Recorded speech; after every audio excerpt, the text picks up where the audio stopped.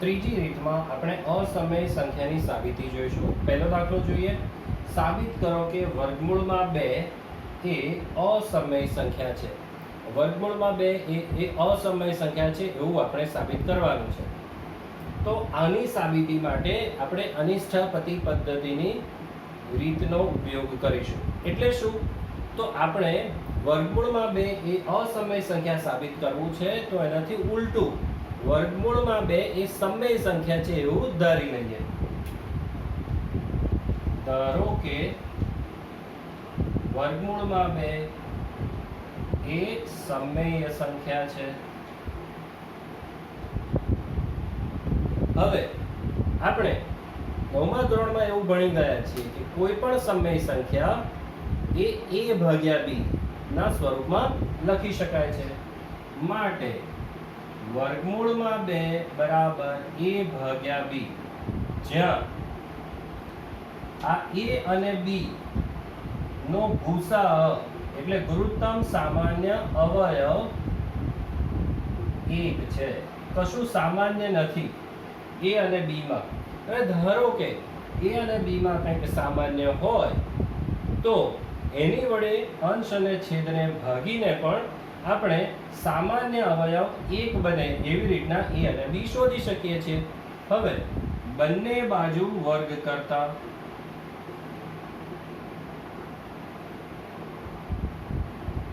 આ સમીકરણમાં બંને બાજુ વર્ગ કરીએ તો શું લખાય? વર્ગમૂળમાં 2 નો વર્ગ બરાબર a નો વર્ગ ભાગ્યા b નો વર્ગ, બંનેનો વર્ગ થઈ જશે.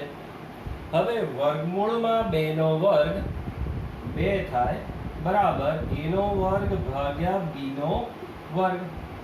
b નો વર્ગ જે છેદમાં છે એને સામે લઈ જવું એટલે અંશમાં થઈ જશે 2b નો વર્ગ બરાબર a નો વર્ગ. એટલે કે a નો વર્ગ બરાબર 2 ગુણ્યા b નો વર્ગ. તો અહીંયા આગળ તમે જોઈ શકો છો કે a નો વર્ગ એ 2 ગુણ્યા b નો વર્ગ છે. કોઈ પણ સંખ્યા કે જે 2 વડે વિભાજ્ય હોય એ સંખ્યાને આપણે 2 ગુણ્યા બીજી કોઈ એક સંખ્યા વડે દર્શાવી શકીએ. ઉદાહરણ તરીકે 50 છે એ 2 વડે વિભાજ્ય છે તો આપણે એને 2 ગુણ્યા 25 વડે દર્શાવી શકીએ છીએ. એવી જ રીતના 14 જે છે એ પણ 2 વડે વિભાજ્ય છે તો આપણે 14 ને 2 ગુણ્યા 7 વડે દર્શાવી શકીએ છીએ. એવી જ રીતના 76 છે તો 2 ગુણ્યા 38.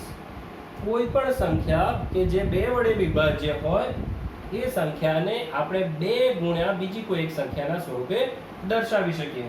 તો અહીં a નો વર્ગ બરાબર 2 ગુણ્યા કોઈ એક સંખ્યા છે માટે a નો વર્ગ એ 2 વડે વિભાજ્ય છે. હવે a નો વર્ગ એ 2 વડે વિભાજ્ય છે તો a પણ 2 વડે વિભાજ્ય જ હોય માટે a એ 2 વડે વિભાજ્ય છે. કેવી રીતના? જો ઉદાહરણ લઈએ. કોઈ સંખ્યાનો વર્ગ 2 વડે વિભાજ્ય હોય તો એ સંખ્યા પણ 2 વડે વિભાજ્ય હોય. ઉદાહરણ તરીકે 36 ને 2 વડે ભાગી શકીએ છીએ બરાબર. 36 ને 2 વડે ભાગીએ તો આવશે જવાબ 18. તો 36 એ કોનો વર્ગ છે? 6 નો.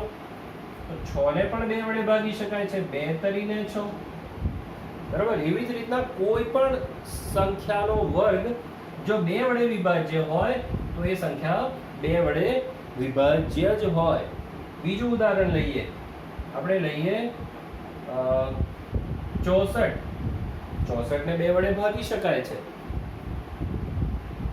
તો 64 એ કોનો વર્ગ છે? 8 નો.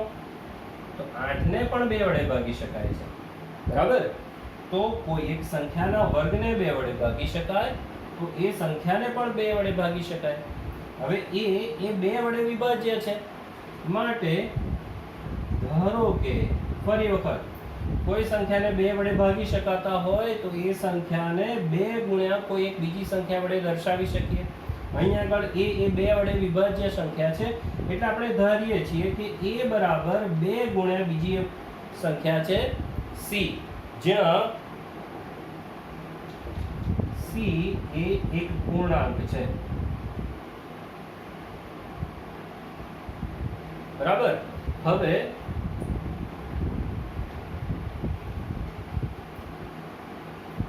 આ a બરાબર 2c એ આપણે સમીકરણ 1 માં મૂકીએ.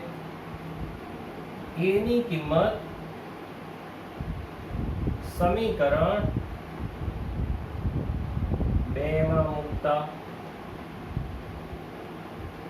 પહેલા સમીકરણ 2 લખી નાખીશ. સમીકરણ 1 માં મૂકતા સમીકરણ 1 છે a નો વર્ગ બરાબર 2b નો વર્ગ, પણ a બરાબર છે 2 ગુણ્યા c, a ની જગ્યાએ 2 ગુણ્યા c, એનો વર્ગ બરાબર 2 ગુણ્યા b નો વર્ગ, બરાબર. 2 નો વર્ગ 4 ગુણ્યા c નો વર્ગ બરાબર 2 ગુણ્યા b નો વર્ગ. આ બે ગુણાકારમાં છે, સામે જશે તો ભાગાકારમાં. 4 ગુણ્યા c નો વર્ગ ભાગ્યા 2 બરાબર b નો વર્ગ, એટલે b નો વર્ગ બરાબર શું થશે? 2 દુને 4, 2 ગુણ્યા c નો વર્ગ, બરાબર. તો હવે આપણે b નો વર્ગ એ 2 ગુણ્યા બીજી કોઈ એક સંખ્યા વડે દર્શાવી શક્યા. હવે મેં અહીંયા આગળ શું કીધેલું? જ્યારે કોઈ સંખ્યાને 2 ગુણ્યા બીજી કોઈ સંખ્યા વડે દર્શાવી શકીએ ત્યારે એ સંખ્યા 2 વડે વિભાજ્ય હોય. માટે b નો વર્ગ એ 2 વડે વિભાજ્ય છે. ફરી જ્યારે કોઈ સંખ્યાનો વર્ગ એ 2 વડે વિભાજ્ય હોય ત્યારે એ સંખ્યા પણ 2 વડે વિભાજ્ય હોય. અહીંયા આગળ b નો વર્ગ એ 2 વડે વિભાજ્ય છે, માટે b એ 2 વડે વિભાજ્ય છે.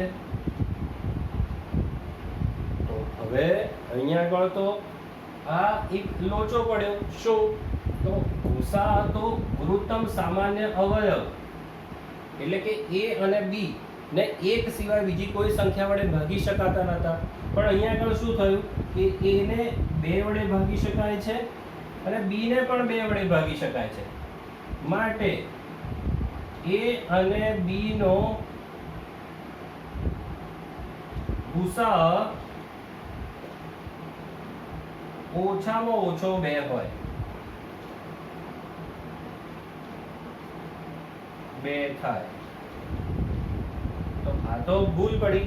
આપણે શરૂઆતમાં 1 લીધો તો અને હવે 2 આવે છે. તો આવું કેમ થયું? કારણ કે આપણે ધારણા ખોટી કરી હતી. ધારણા શું કરી હતી?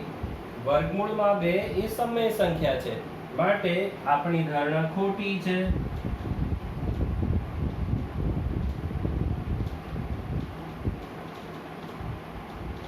માટે વર્ગમૂળમાં 2 એ અસમય સંખ્યા છે.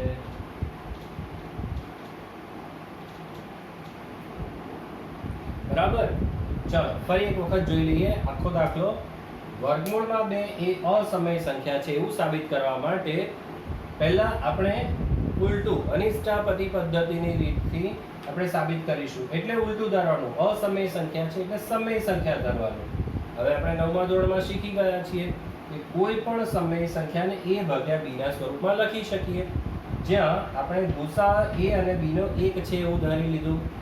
બરાબર. 1 ના હોય તો એના વડે ભાગીને પણ આપણે 1 લાવી શકીએ. હવે બંને બાજુ વર્ગ કરી દઈએ. વર્ગમૂળમાં 2 નો વર્ગ બરાબર a નો વર્ગ ભાગ્યા b નો વર્ગ. વર્ગમૂળમાં 2 નો વર્ગ 2 થાય, a નો વર્ગ ભાગ્યા b નો વર્ગ. આ છેદમાંથી b નો વર્ગ આ બાજુ લઈ ગયો એટલે 2 ગુણ્યા b નો વર્ગ બરાબર a નો વર્ગ. a નો વર્ગ બરાબર 2b નો વર્ગ. ફરીથી a નો વર્ગ એ 2 ગુણ્યા કોઈ એક સંખ્યાનો વર્ગ છે. જ્યારે કોઈ એક સંખ્યા 2 ગુણ્યા બીજી કોઈ એક સંખ્યા વડે લખી શકીએ ત્યારે એ સંખ્યા 2 વડે વિભાજ્ય હોય. માટે a નો વર્ગ એ 2 વડે વિભાજ્ય છે. હવે કોઈ સંખ્યાનો વર્ગ 2 વડે વિભાજ્ય હોય ત્યારે એ સંખ્યા પણ 2 વડે વિભાજ્ય હોય. ઉદાહરણ તરીકે 36. 36 એ 2 વડે વિભાજ્ય છે, તો એનું વર્ગમૂળ એટલે 6 પણ 2 વડે વિભાજ્ય જ છે. હવે 2 વડે વિભાજ્ય છે એટલે આપણે a બરાબર 2 ગુણ્યા બીજી કોઈ એક સંખ્યા ધારી શકીએ. એટલે a બરાબર 2c ધાર્યું એ આપણે સમીકરણ 1 માં મૂકી દઈએ.